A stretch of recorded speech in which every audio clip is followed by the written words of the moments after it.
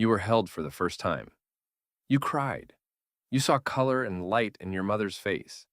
Every one of those moments shaped you, and you'll probably never remember a single one. Not because it didn't matter, because your brain made sure you couldn't keep it. Somewhere between the ages of 2 and 4, your earliest memories quietly vanish. Scientists call this infantile amnesia. Almost every human on Earth experiences it. But here's the strange part. Your brain wasn't broken during those years.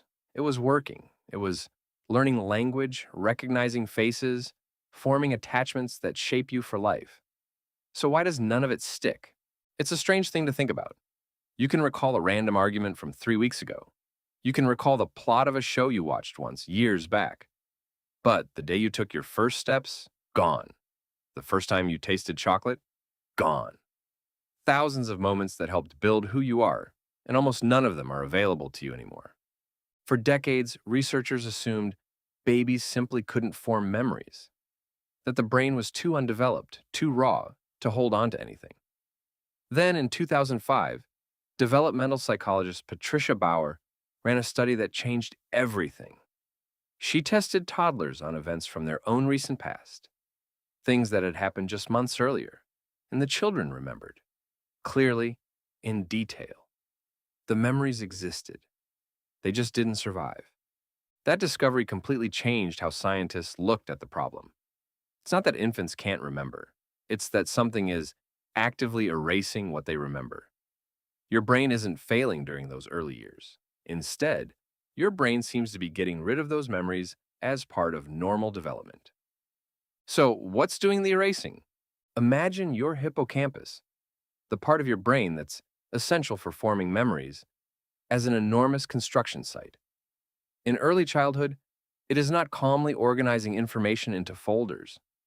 It is in a state of chaos, building thousands of new brain cells every single day. This process is called neurogenesis, and it is happening at a rate you will never experience again. Here's the problem. New neurons need space, and in a young, rapidly growing hippocampus, that space gets carved directly out of the same networks holding your earliest memories. Neuroscientist Paul Franklin at the University of Toronto studied this directly using mice. He found that boosting neurogenesis in adult mice's brains caused them to forget things they had just learned. Slowing neurogenesis, on the other hand, helped memories stick around longer. The very process that builds your brain in early life is the same process wiping its earliest files.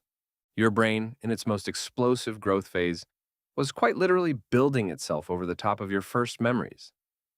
But there's a second reason those years disappear, and it has nothing to do with construction. It has to do with how humans organize memories in the first place. Human memory doesn't work like a camera. It doesn't record footage. It builds a narrative, stitched together with language, timeline, and a sense of self. Think about how you remember yesterday. Do you experience your day as a series of disconnected flashes, or as a story with a beginning, middle, and a clear you walking through it? Most adults experience the second one. Toddlers cannot. A 2-year-old has barely developed the vocabulary to describe an event, let alone place it in time, let alone understand that the I from yesterday is the same I as today. Psychologist Robin Fivush has spent years researching how parents talk to young children about the past. Her research found something remarkable. Kids whose parents ask detailed, narrative questions after an event. Questions like, what happened first? How did that feel? What happened next? Developed stronger and more durable autobiographical memories than kids whose parents didn't. Memory, it turns out, isn't just stored. It's built through language, through conversation, through being taught how to tell your own story. Without that narrative scaffolding, an experience has nowhere to attach itself. It flickers and it fades. So, two systems were working against you at once. A hippocampus tearing itself down and rebuilding at record speed, and a mind too young to wrap language around what was happening to it. Together, they made it incredibly difficult for those early memories to survive into adulthood. Here's where it gets stranger, though. Those years didn't disappear without a trace. Even though you can't consciously recall learning to walk, your legs remember how.